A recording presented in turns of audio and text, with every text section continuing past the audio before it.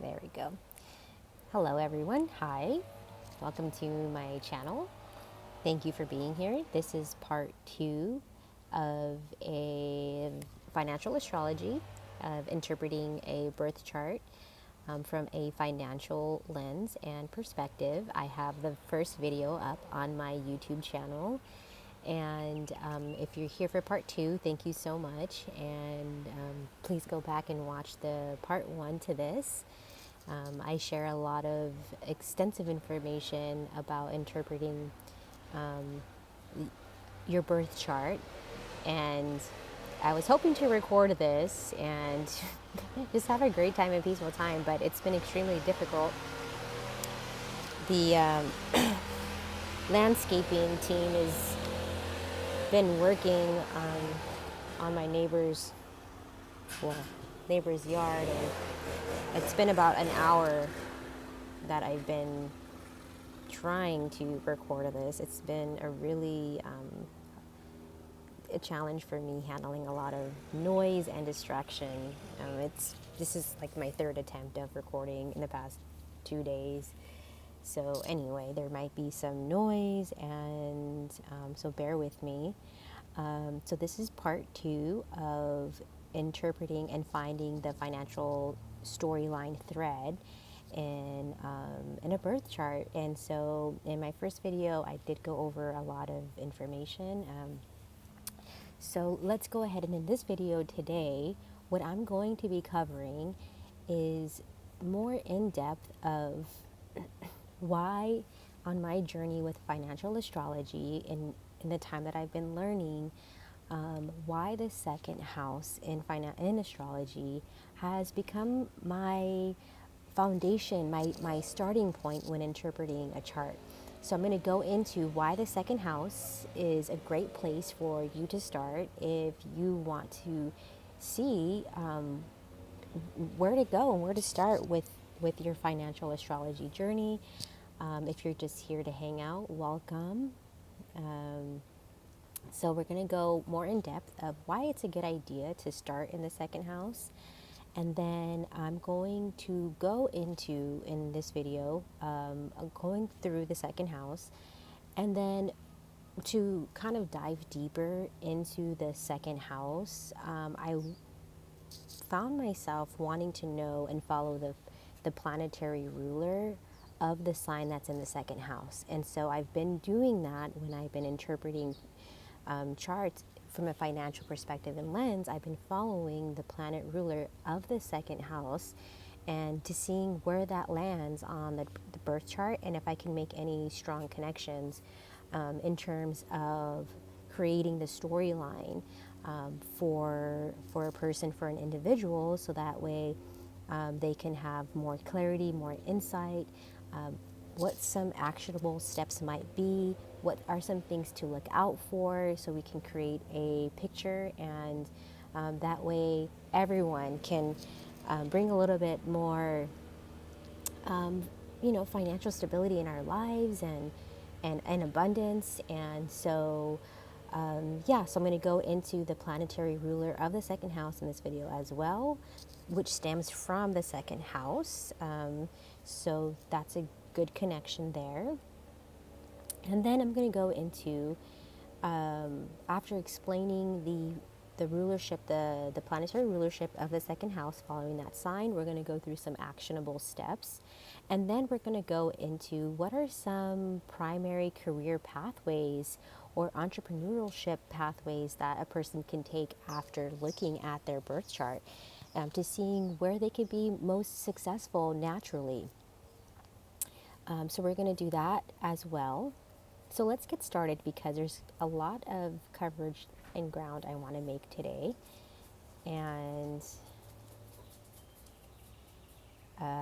let's get started. So let's quickly review. In my first video, I go over the birth chart and everything like that. But let's go over, here's the astrological birth chart. We're going to go over the second house. And in my first video, we went through the second house, the 8th house, the 10th house, and the 11th house. And for today's purposes of why it's a great idea, for me, at least my approach, like the second house is a great place to start. in terms of the foundation. So we have Leo and Jupiter in the second house. So here's a quick review if you're coming in from the first video. And we have Jupiter and Leo in the second house. And then here are some other placements that I covered in the first video. We had Saturn in Aquarius in the 8th house, Mercury in Aries in the 10th house, and then we had Sun in Aries in the 10th house, and Venus in Taurus in the 11th house. And the reason why I chose these houses, like I said, when I first started this journey, I primarily started with just the second house because I wanted to kind of have an internal compass for myself of like, why have I been successful in certain areas and why have I failed miserably in others? Why have I struggled with, certain types of relationships here and had more success with certain types of relationships there? So what was it about me and my internal process and how I relate to finances? And that's where I started with the second house. And this is why. So let's go into that quickly. So why is it a great place to start with the second house? Because the second house in astrology is traditionally known as the house of resource and value and self-value. So through a financial lens, it represents personal income and earning capacity. The second house shows how someone earns their natural relationship to income and the kinds of skills or talents that can generate financial stability. It answers questions like, how do I make money most naturally? What skills can I monetize? What does financial security mean to me? So these are all great questions that start with your internal compass of what do I think about money? What do I think about finances? What do I think about abundance? What do I think about wealth? And in my first video, I kind of talk about how wealth is really different for everyone. And in my journey, I really wanted to have my bank account reflect and really define my positioning of wealth and abundance. And over time and through trials and tribulations and through really trying to grow in awareness of myself and in consciousness and really thinking about the global state and above and beyond, I really changed my perspective on wealth. Yes, it would be nice to have, an unlimited funds in my bank account. And, in a way, I've been practicing, like God will always provide for me. God will always provide, and God will be and is my greatest provision. If you follow any other of my YouTube videos on my channel, you'll see that I kind of take a cosmic perspective about life and about the matrix system. And so, but in a what's the word when like a paradoxical way is like when I find myself in a paradox, I tend to feel like I'm on track, even though it's kind of frustrating sometimes or ironic and funny to feel that you're in a paradox because on one hand, what's my paradox that I was trying to say? Oh, yes, with thinking about the global state and the man-made economy and our, the powers that be that install the structures to uphold our matrix system, as much as I've had to walk that path and learn and grow in consciousness in that way, comes with a lot of emotional processing, mental processing, frustration, and how are we possibly supposed to manage all the powers that be and all the unpredictableness and all the things that happen that kind of seem out of our control. So I've had to really cope with that, and I think a lot of us do. But the paradox is, and where I find myself keep returning to, is financial astrology, because instead of avoiding systems like that are set in place to really, the majority of our society is deeply intertwined and entangled in those systems. And for me, I'm like, no man left behind. And so I'm like, the only way that I can cope or understand how to process the systems that are at B, and for those that are awake to it and those that are not, I couldn't avoid it. And so I I found that the way that I can empower myself is to use some of these systems to go through it. And that's the kind of like the paradox. It's like God will always be my greatest provider and in all things, and at the same time some of these systems that have the majority of our society, we're all, that fall into their clasp, if you will. I love everyone. Like, it's like no man left behind kind of ideal. So I want to go. So for me, I'm like finally accepting. I'm going to walk through. I'm going to go through. It's like the only way out of this is through it. And so financial astrology, although one of my perspectives is that it does hold up the matrix system, along with many other things, like many other teachings and many, religion and everything like that that hold up our psychological frameworking, the matrix system. The paradox is we might just have to go through it, like walk through it, and then find more empowerment through that. And so I've kind of come to peace with that. And so, and anytime I find myself bubbling up inside or feeling like a lack of empowerment, or like, how do I, improve my situation? I kind of always tend to go back into financial astrology. So that's just a little soapbox kind of spill of, I guess, of why I'm doing this and what my perspective is, and going back into the second house. But to start there, the second house is a great place to start because it's all going to look into your internal self and your internal value system. Where's your self-esteem at? How are you relating to income? Are you frustrated? Are you angry? Why? So it's like asking all those questions. How do you want to make money? So again, the second house can answer questions like, how do I make money most naturally? What skills can I monetize? What does financial security mean to me? Material assets and possessions all go into the second house. So the second house, these are going to be tangible assets, savings, property, investments, physical belongings, financial structures, security structures. It reflects not just what someone owns, but how they feel about what they own.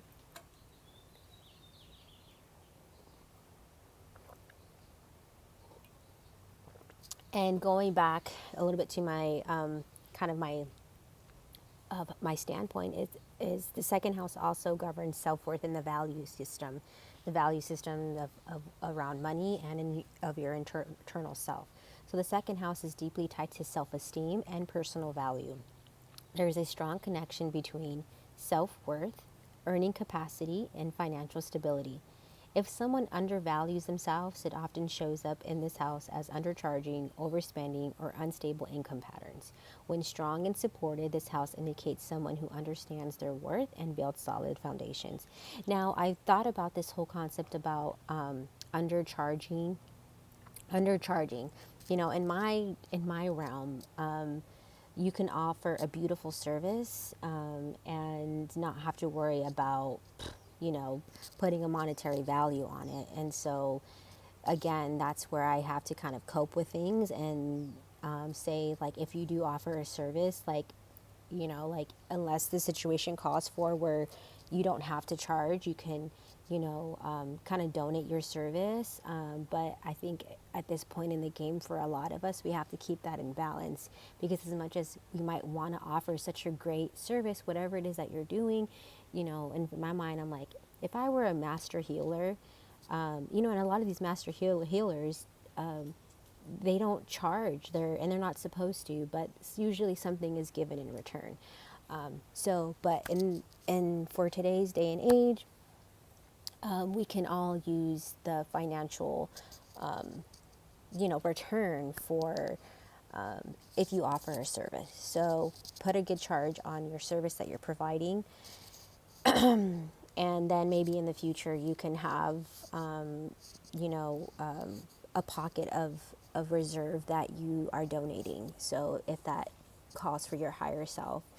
So the financial strategy style for the second house, whatever sign or planet is there will describe your financial personality, your risk tolerance, spending habits, long-term wealth building approach. For example, Earth influence, practical, strategic, stability focused. Fire influence, entrepreneurial, bold, and risk taking. Air influence, multiple income streams, communication based income. Water influenced, emotionally tied to security, intuitive earning. So, in simple terms, the second house is your personal money engine. It shows you how you build from your own effort, your skills, and values. Excuse me. Before shared money, which belongs to the eighth house. So if you are starting this journey off new and my recommendation would be to study the second house. Okay, so that is why I'm going to be going over into more depth of the second house. And in this astrological chart that we're reviewing, we have Jupiter in Leo in the second house. And in this video today, I wanted to really, really go through this thread right here. It's like a specialized, for me in my approach and my method, is a specialized financial thread, which was finding the house ruler, the planetary ruler of the sign that sits in the person's second house. And in this case, let me go back here. We have Leo and Jupiter in the second house. And so I was like, what's the planetary ruler of Leo? The sun. Great placement. So let's go and follow that thread. And just as a quick reference, so following the planet that governs the sign in the second house to see where personal income energy ultimately flows in the chart. Let's see here. Okay. Okay, that's the second house. Okay, so here we are with the sun ruling Leo in the second house. I'm following this thread. So I'm not only did I interpret already Jupiter in Leo, I made my interpretation there along with other interpretations in my first video and with this chart. But with Leo, we're going to follow it into the 10th house in Aries here. So let's follow that financial thread. And can we create a financial storyline? So let's look into it. So with Sun in Aries in the 10th house, what is this going to do? How is this going to add more flavor to your financial positioning, to your personality, to your interaction with money and resources? So Sun being in Aries in the 10th house, this is all about career. This is all about authority. This is all about visibility. Aries brings initiative, leadership, and entrepreneurship drive. So having the 10th house naturally channels income through career and personal effort. Sun symbolizes the core identity, what the native shines at and is recognized for. So looking further into, after decoding and looking at what it means to have Jupiter in Leo in the second house, if you're new, you can just start with having, what does it mean to have Leo in your second house? You can start there, and then you can add another layer. Okay, I have Jupiter in Leo in the second house, and then you can go through an interpretation there. And for me, I wanted to keep taking it one step further as I got more comfortable, and now I'm seeing how the sun is going to kind of be like a very important placement in this chart because it rules Leo in the second house. So the sun symbolizes the core identity, what the native shines at and is recognized for. So the potential role as the financial driver of the birth chart. It's strong for direct income and personal wealth creation. It shows the native can lead, create, and scale financial projects themselves. It acts as the engine behind professional recognition and career earnings. What is something that you might have to look out for if you have Sun in Aries in this placement? It's what it's saying here is like, you won't automatically include natural leverage. It might not feel natural for you to think about your alliances, think about your networks, think about bringing more people, the right people to your table. With Sun being in Aries, you could find yourself being a highly independent, having an independent approach to your career, to your finances. But what this chart is saying is, and I'll show you furthermore with another placement with Venus being in Taurus in this chart, with Venus being in Taurus in the 11th house of like community and alliances, it's inviting this person, this practice chart, this person, to say, hey, yes, we see that you have a strong placement with Sun and Aries in the 10th house of career. But one of your maybe challenges, or where you can find opportunity and maybe some nice surprises, is if you start considering making strong alliances and networking in your community with like-minded individuals. So another thing to look out for is it's with Aries and with the Sun and with Jupiter being in the second house, like you're gonna have a lot of force and drive and a lot of power behind these energies. So it's just saying be careful of not being impulsive. So what's what we can take advantage about with financial astrology is saying, how do I take some of these stronger energies and balance them out, as we can look at other placements in your chart. And again, opening up the door to alliances and to your community and to building the right relationships and to hold the power within, like literally like a lion, like a lion that is the leader of the pack is not worried about showing that he's the leader of the pack. He can walk around fully relaxed because all already know, and when the time comes, when the lion has to do its thing, boom, like game over, it's done. So with this kind of placement with Jupiter in Leo and Aries, you don't have to worry so much about letting others know that you are confident, that you are capable, and that you most likely don't need a lot of people. But it's saying that you might be finding some actual beauty and enjoyment in opening up and making some alliances. So you don't always have to be alone. And you can start creating a pack. Okay, so jumping around here. Okay, so let's go through some actionable steps that can, after looking at this birth chart. Remember, this is part 2 of the birth chart that I've been interpreting. So go back and watch the first video because I break down all the other houses that I looked at. So this is kind of a synthesis of bringing everything together and inviting the person to say, what can I do now? So there was, the really cool thing is that there was an overall financial theme playing out after connecting the dots, the planets, the signs. And with such strong placements like the Sun, Jupiter in Leo and Aries, and even Saturn had a strong placement in this person's chart, we're going to be seeing that there is a theme.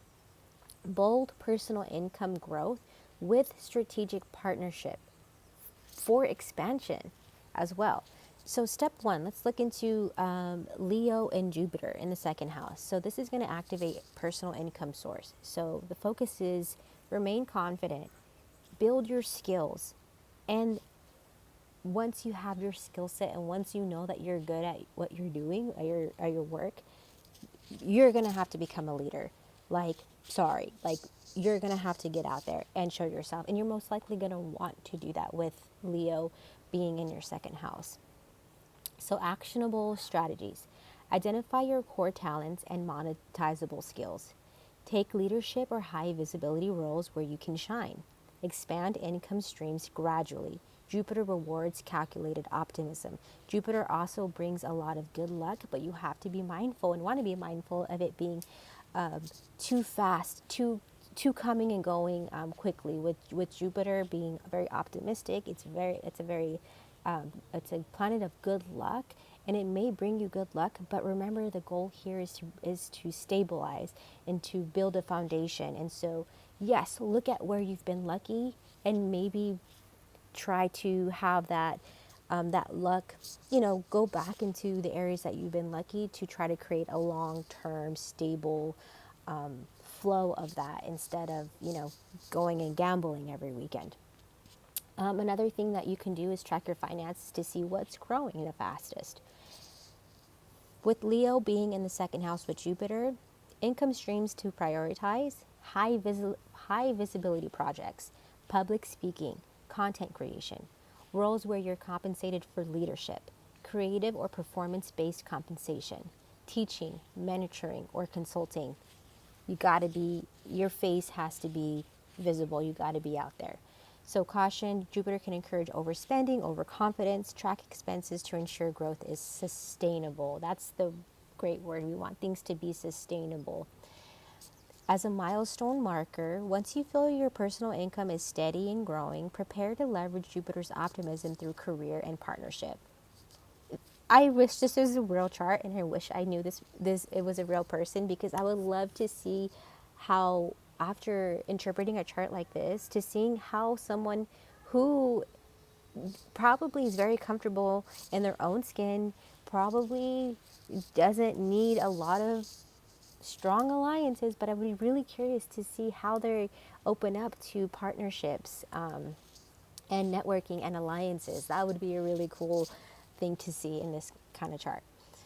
So the next house we're going to be covering, because this is part 2 and we're going to be closing this out now, is the 10th house, which go back to my first video if you want to see more